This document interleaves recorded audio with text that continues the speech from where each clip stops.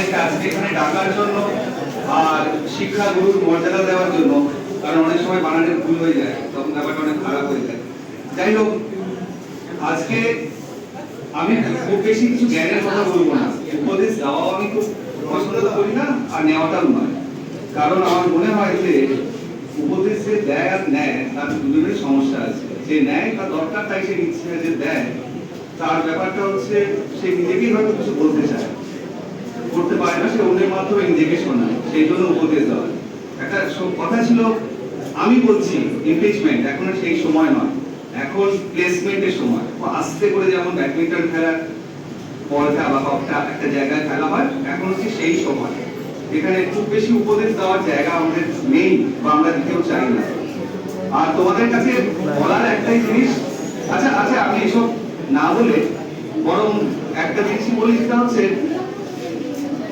তোমাদের কাছে অনুরোধ, জীবনটাকে আলোকিত করো। আলোকিত মানে শুধু পড়াশোনা নয়, পড়াশোনার বাইরে কিছু গান, নাচ, আজকে যেভাবে তোমরা করবে যা কিছু, কবিতা, আবৃত্তি, এইভাবে ভালো গল্প বই পড়ে, ভালো লোকের সঙ্গে সময় কাটিয়ে, ভালো আলোচনা করে জীবনটাকে আলোকিত করো। একটা কনফুসিয়াসের নাম তোমরা সবাই শুনেছো। তাকে সবাই বলতো যে আপনি এত জ্ঞানী, আপনি নিশ্চয়ই স্বর্গে যাওয়ার রাস্তা জানেন। তখন কনফুসিয়াস কিছু বলতেন না, সে তখন একটা বই লিখছিল। তারপর ছেলেকে ডেকে বললো, এই যে বইটা যদি তুমি পড়ো, তাহলে আমি তোমার সত্যি কথা বলছি, আমি স্বর্গে যাওয়ার রাস্তা জানি না, কিন্তু এই বইটা না পড়লে তুমি স্বর্গে যেতে পারবে না, পড়লে হয়তো গেলেও যেতে পারো। তার কারণ হচ্ছে একটা সুন্দর মনের মানুষই স্বর্গে যেতে পারে, সেটা তিনি বিশ্বাস করতেন। আর সুন্দর মন তৈরি হয় ভালো বই পড়ে, ভালো গল্প শুনে, ভালো গান শুনে। যেমন একটা গানের অনুষ্ঠানে যখন কারোর খুব ভালো লেগে যায় গানটা, বলে ওয়ান্স মোর। কিন্তু কথা হচ্ছে ওয়ান্স মোর কেন? 10 মোর, 1000 মোর, 100 মোর, 1000 মোর। গানে যদি পাগলই হয়ে যায়, তাহলে আমি অনেক বেশি কিছু চাইবো, অল্প কিছু চাইবো না। আমার চাহিদাটা হবে অনেক বড়। একটা কথাও শোনা যায়, তোমার স্বপ্নের মতো তুমি তত বড়। তোমার স্বপ্ন যত বড়, তুমি ততটাই ঠিক, ততটাই করো।